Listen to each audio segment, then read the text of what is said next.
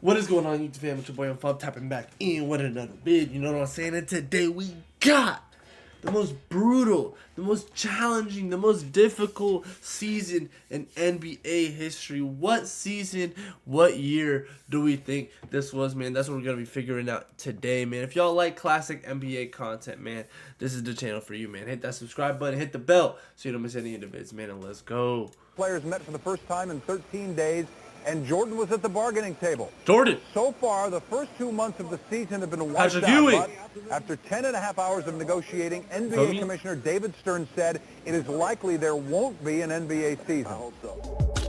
Oh, okay. Johnny Arnett vid, you know what I'm saying? I love this guy's vids. Check him out too.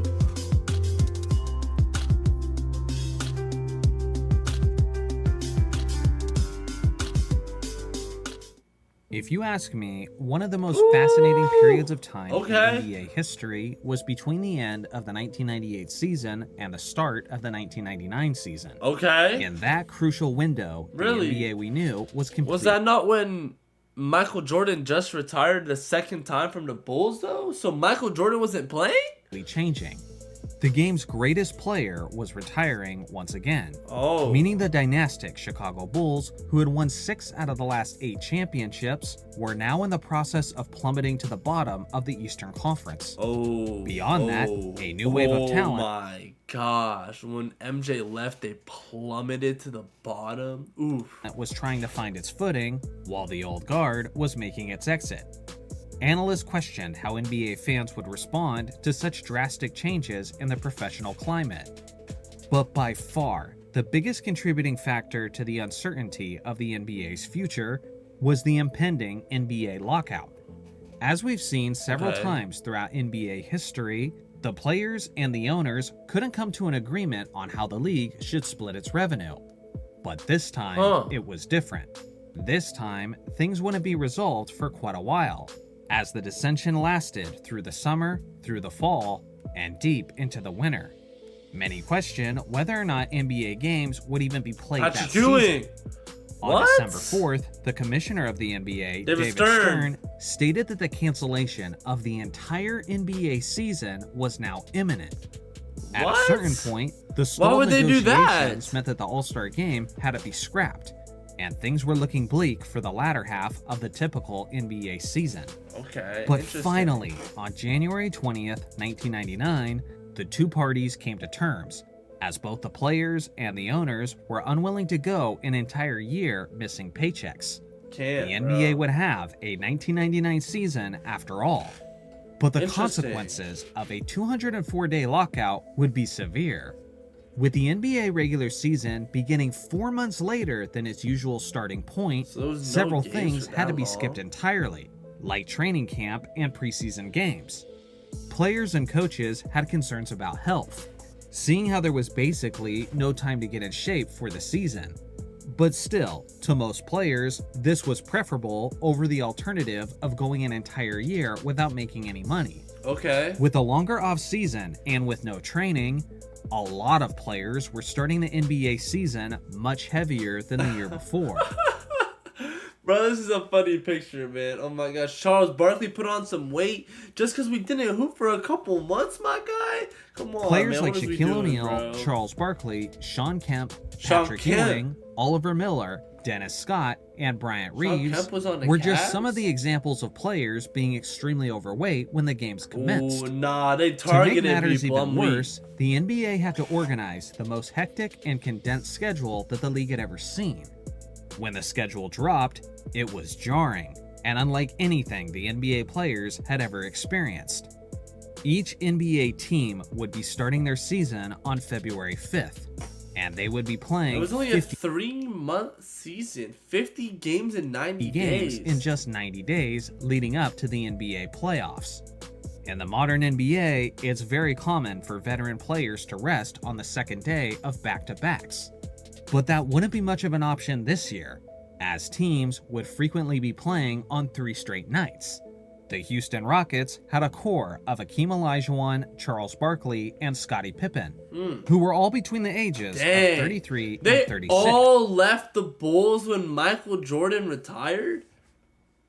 Really? Scottie Pippen left the Bulls and went to the Rockets? And within the first couple of weeks of a new season starting, the Rockets had a stretch where they had He to knew play he was 5 cooked, games bro. in just 6 days. The Seattle Supersonics had an even worse, as they were the oldest team in the entire league and had multiple stretches where they had to play 5 games in just 6 days. In an interview, the former All-Star guard, Terry Porter, summed up that season by saying, "You know how guys say that the season is a marathon? Well, that year, it was a sprint. It was a full-out sprint." Oh my god. The insane workload was everyone taking had its to physical just go. toll on the players.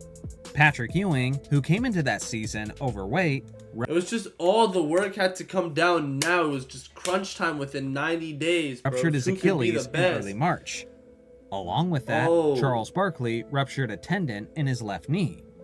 It wasn't just the injuries, though, Dang. but the general fatigue was showing up in the numbers as well. Really? Teams were averaging 91.6 points per game, Okay. which was down 4 points from the previous season and is still the lowest scoring season since the NBA merger. The average player was shooting only 43.7% from the field, What? which is the lowest it has ever been since the mid-1960s. Not to be What? redundant, but the pace of play So this season really cooked a lot.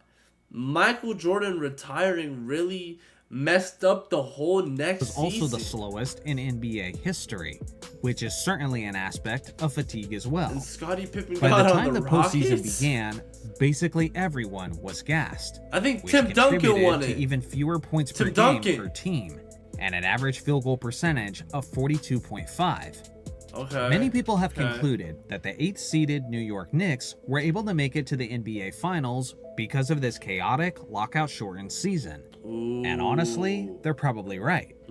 Up till that point, Dang. the NBA had So never they done also anything. saying certain teams just made it because it was like a different type of season. That's kind of biased, bro. I mean, if they worked it in, like this. you know what I'm saying, and in they those couple probably days, never man. will again. Now, this might be the craziest part about all of it. Despite the schedule of 50 games in 90 days, despite the lack of proper pacing, and despite the lack of a training camp, a total of 83 players still played in all 50 games that season. Okay. In our current Okay. era of load All managing, 50. resting players, It's locked and in. injury mitigation, That's how bad you I want can only it. imagine how players would respond to an absurdly brutal schedule like this. Wow. Part of me thinks they'd rather cancel the season and accept all those missed paychecks rather than taking on the brutality of that all-out sprint. Nah, they Let me had know to what you do guys it, think bro. about that in the comment section below. Bro, they couldn't Shout out just to the not have the NBA season, bro. They had to bring something, and they had to put crunch time, bro. This was a brutal, hard-working time for these NBA players, where they had all these injuries, man. Dang, bro, this definitely was one of the most challenging and difficult seasons to be playing in the NBA, man. How do y'all think y'all would perform if y'all were in the NBA during this time, man? Let me know down below in the comment section, man. But, hey, this was a good video. Thank you for the recommendation, man. Hey, if y'all like the video, hit that like button down below so I know y'all like the video, man. Comment down below other videos like this you want me to react to, and subscribe to the channel, man. You know what I'm saying? So y'all don't miss any of the vids, man. Have a good day, and I'm going to catch you on the next video. Yes, sir.